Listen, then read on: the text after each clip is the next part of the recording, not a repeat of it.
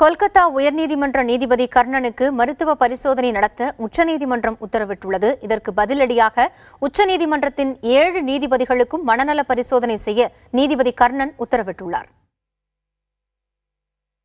கொல்கத்தா உயர்நீதிமன்ற நீதிபதி கர்ணன் தொடர்பான விசாரணை உச்சநீதிமன்ற தலைமை நீதிபதி உள்ளிட்ட 7 மூத்த நீதிபதிகள் அடங்கிய சிறப்பு அமர்வு முன்பு விசாரணைக்கு வந்தது.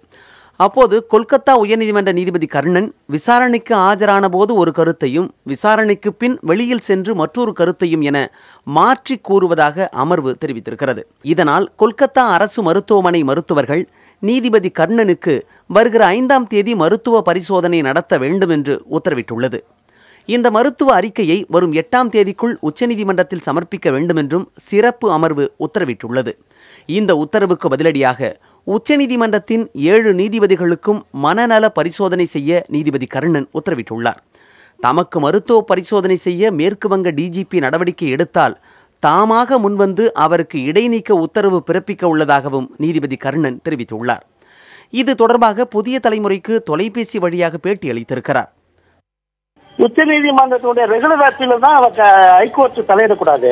ஒரு தவறான ஆர்டர் உச்சநீதிமன்றம் ஒரு நீதிபதி சிட்டிங் நீதிபதிக்கு போட்டாக்கா அதே ஆர்டர் நான் அவங்களுக்கு பாஸ் பண்ணலாம். உத்தரவு எல்லாமே சட்டப்படியானது. அது ஒரு சர்ச்சை இல்லை. அது நான் கொடுத்த புகார்ல இது விசாரணை பண்ணாக்க அந்த சர்ச்சையை முடிஞ்சு போயிடும். எனக்கு அந்த ட்ரீட்மெண்ட் இப்ப தேவைப்படாது. வன்கொடுமை சட்டத்தின் கீழ் தாம் பிறப்பித்துள்ள உத்தரவில் இருந்து தப்பிக்கவே உச்சநீதிமன்றம் தமக்கு மனநல பரிசோதனை செய்ய உத்தரவிட்டிருப்பதாக கூறினார். இந்த விவகாரம் நாடாளுமன்றத்தில் எதிரொலிக்கும் என எதிர்பார்ப்பதாகவும் நீதிபதி கர்ணன் தெரிவித்தார்.